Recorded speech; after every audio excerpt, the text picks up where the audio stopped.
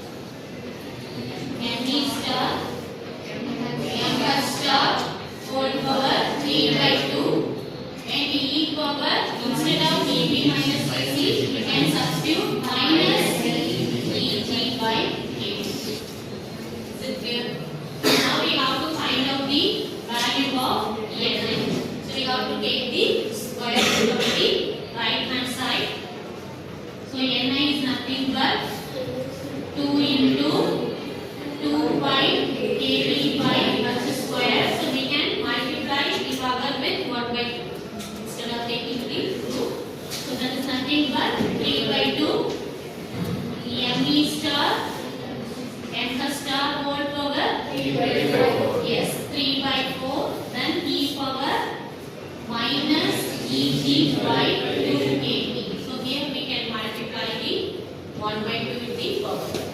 So this is the